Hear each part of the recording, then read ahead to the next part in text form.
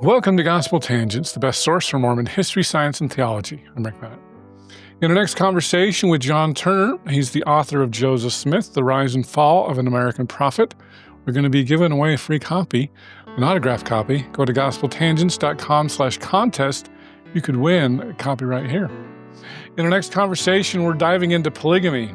We're going to talk about Fanny Alger and the possible 1831 revelation. We'll also talk about Zion's camp and Joseph Smith's dog. So that had to be the funniest part of the book. You won't want to miss this. Check it out. You know, as we move a little bit forward here into when did the Fanny Alger 1834, 1836? There were polygamy allegations in Eberhau's Mormonism Unveiled. So I've had a question. Does that relate to the 1831 possible revelation? Does it relate to Fanny Alger? I'm blanking on what exactly I'm blanking on what Howe says about it. I mean, it was so common to tar new religious movements with the charge of sexual improprieties. It does seem that there's enough talk of that for the church in its lectures on faith, I think, to emphasize. Well, and then there's the 1835, isn't it? The Declaration on Marriage, where monogamy is the standard. Right. So I'm curious. I'm curious where Howe got that allegation. Yeah. I don't know. Or if I knew, I'm sort of blanking on what might have been the source of that. I would say it's not by any means a widespread or frequent criticism leveled against the church or Joseph Smith in the mid-1830s, even after the Fanny Alger controversy. I mean, that's a live issue within the church for several years, but not in the context of plural marriage or polygamy. And that doesn't particularly seem to resonate with the church's critics at the time. Okay, that's interesting. I know you did footnote, but you didn't talk about it, especially in the detail I was hoping for. I'm diving into polygamy right now. On Don Bradley's chapter in Cheryl Bruno's book, and also Christopher Smith. I don't know. I thought Don and Chris's chapter that it pushes Fanny back to 1836, which I think it's the latest of anybody. I thought it was a compelling chapter, and I love how Don and Chris go into, with Oliver Cowdery, and that it was a possible adoptive sealing. Because you didn't dive into that. Could you weigh in on that issue at all? Sure. So I read both of those essays, and I at least cited the essay on dating Fanny Alger and her relationship with Joseph Smith. And I agree. I found that persuasive. Don was kind enough to share that argument with me before the essay appeared in print, and talked about it with me. And I do. Did you get the long version or the printed version? Both, I think. Oh, wow. I thought the work. I thought his research was diligent, creative. I agree. I thought that was persuasive. I mean, we can't definitively know, right? But since we do know that it is, I think, pretty well documented that she leaves Kirtland. It's August or September of 1836. It makes sense that the controversy would have been shortly beforehand. Right. So, no, I do find that persuasive. In terms of it being an adoptive sealing, I mean, obviously I was less convinced because I didn't put forward that explanation in my book. It's one of the moments in the book where I do stop a bit. I try very hard not to arrest or put the brakes on the narrative um, when it's not absolutely necessary. And I do point out the difficulty of sources about that episode that, a lot of them are late or secondhand and make it difficult to write about Fanny Alger and Joseph Smith with confidence. I simply think this is before Joseph has um, certainly articulated, developed his understanding of sealing. So I think it's unlikely to have been an adoptive sealing. Oliver Cowdery certainly didn't think it was an adoptive sealing. We know that he's upset enough about what has transpired that he's still very angry about it in early 1838. I think it's most likely to have been some sort of intimate relationship that would have been disturbing to both Oliver and obviously Emma. I think we can't know too much else with any confidence. I've even talked to scholars who think there probably wasn't any intimacy or meaningful relationship at all. With Fanny Yeah, specifically? yeah. Oh, that's interesting. I did my best to work my way through the sources and, um, suggest what we can and can't know about it. I think it's unlikely to have been a plural marriage. It's most likely to have been some sort of brief, intimate relationship. I'm not going to speculate more on the precise nature of it. Okay, okay. We'll we'll come back to polygamy in a minute. I wanna keep in the general time period. Of course, there's the problems in Missouri where, Bishop Partridge gets tarred and feathered and that sort of a thing, and then we move into the Zion's Camp period. Interesting, I thought the only person that talked about Old Major was Alex Baugh. But I I found that hilarious. Yeah. Tell people who Old Major is. So that's Joseph's dog, who you would think actually, I wonder when he started to become known as Old Major because the dog lives a long time because the dog's still on the scene a number of years later. But during the March to Missouri in 1834, I think a lot of that trip is really fun for Joseph. I think he loves being out on the road. He likes sleeping rough. He loves the adventure and the camaraderie. But there is a lot of conflict. I mean, it's a hard, long trip. And there's another church member named Sylvester Smith, no relation to Joseph Smith, who he and Old Major just don't get along. So, the dog barks at night and keeps everybody up. And I don't know, maybe the dog tries to bite him at one point. I can't remember. And so Sylvester Smith starts saying rude things about Joseph Smith's dog and, how he wants to shoot it. I think doesn't Joseph threaten to shoot Sylvester Smith? So, it seems kind of juvenile, but tempers flared a number of points on this trip. 'Cause that was a part of Zion's Camp I don't remember reading about. Well, they were not all of one heart and mind, right? And once they get back to Kirtland, the two Smiths are still at odds with each other. Uh, One detail I really like is that Smith publishes a confession.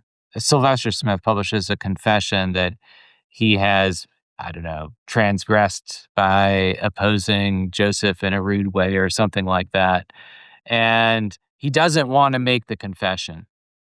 And first he says he will, then he reneges, there's additional pressure to make that confession, which he does. But he's later working as a scribe for Joseph Smith.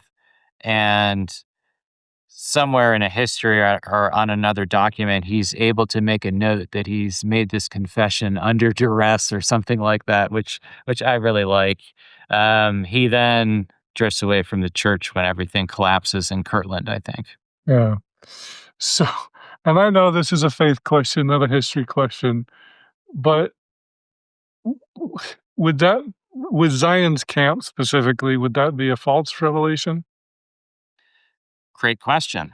Well, as I said, I don't feel the need to weigh in on the sincerity or truth of Joseph's individual revelations. So, on the face of it, the idea that Zion's going to be redeemed, that doesn't come to fruition. And people who are on the march, there are a few people who are disillusioned, not even only because Zion isn't redeemed, but because they stop short. They don't try to cross the river. They don't engage with their enemies. They don't try to reclaim the property. The majority of marchers, church members who are on the march, the family members who are with them, their faith is strengthened during this process. I think the reason for that is by accepting the call to march to Zion, these men and women are further entering into um, what I would say, entering into Joseph's story and walking along side of him. And they are experiencing both divine promises and chastening and failures with each other and with Joseph. Joseph very much rewards a lot of those individuals for their loyalty with blessings, with church offices. So the purpose of the trip definitely fails in terms of the spirituality of the trip. Ironically, I think it's a very positive thing for many of those who were participants. So Joseph's making lemonade out of lemons, I guess, huh? I guess. I mean, I don't even know if it's, and I wouldn't say that it's, well, perhaps with the blessings and the offices. I think Joseph places a really high value on loyalty when he talks about friendship. He's sometimes talking about loyalty and friends sticking with each other despite faults and despite difficulties. And he values the fact that these individuals have chosen to go to Missouri with him and they've stuck with him despite the fact that they're unable to redeem Zion. Hmm, interesting. Let's move into the Liberty Jail portion of this, Alexander Doniphan and that sort of thing. What are the big do you have any big surprises or takeaways from that period? Well, it was perhaps an important takeaway for me, but I don't think it would be a surprise to many of your listeners, Rick. I Before working on this biography, I had never thought that much about Joseph's months in Liberty Jail, partly because they sort of just seemed like an interlude. Joseph's always this figure of kinetic energy, right? And so much happens in 1838. And then the story picks up and then accelerates in the summer of 1839 when the saints begin gathering in Nauvoo and Iowa. And so I always found it rather easy to not pay that much attention to the 4 months that Joseph spends in jail because he's not doing as much. Latter-day Saints tend to place more emphasis on this because of the letters that become part of the Doctrine and Covenants. So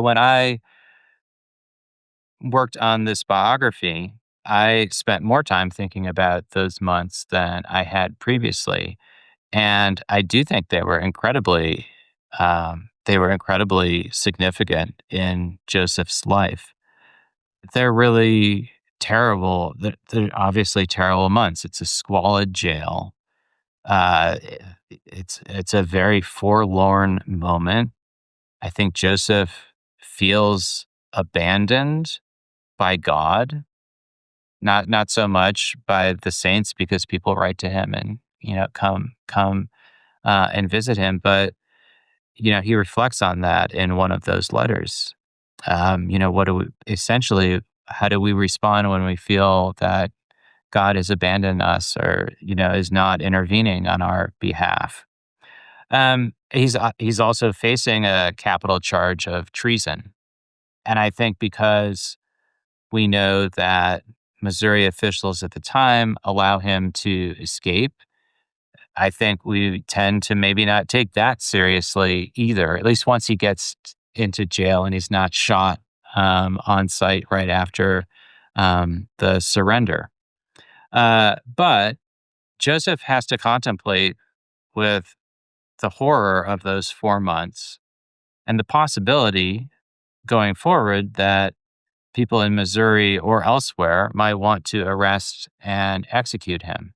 And I think when we examine Joseph's actions in Nauvoo, many of them to me, vis-a-vis politics and the judicial system, many of them seem to me reckless, provocative, sometimes unwise. But I think Joseph was very much traumatized by what happened in Missouri. I think it affects the way he approaches politics and the courts when he's in Nauvoo, and I tried to keep that in the back of my mind as I worked on those later chapters. There's a good reason Joseph doesn't want to be dragged back to Missouri. There's a good reason he doesn't want to be imprisoned where he might be vulnerable to his enemies, whether that's in Missouri or in Carthage later on. This is a man who knows what it's like to be locked up and face the possibility of execution. Yeah, yeah, for sure. I hope you enjoyed our conversation with John Turner. He's the author of Joseph Smith, The Rise and Fall of an American Prophet. We're going to be giving away a free copy. Go to gospeltangents.com/contest, and you could win this copy right here. In our next conversation, we're going to be talking about polygamy some more, this time in Nauvoo. There were approximately a dozen. What? Why do you think he went through so many wives so quickly? He wasn't choosy. No, I'm just um, so so one difficulty is Joseph does not articulate a reason for why he marries the number of women that he does. So it's hard to know. For the number of the sealings. I think. Thanks for listening, and I hope you to continue to enjoy Gospel Tangents. Consider becoming a Patreon or go to gospeltangents.com/shop, and you can get a cool tie, a hat, or even a nice mug. You can also get a sweatshirt. So check it out at gospeltangents.com/shop.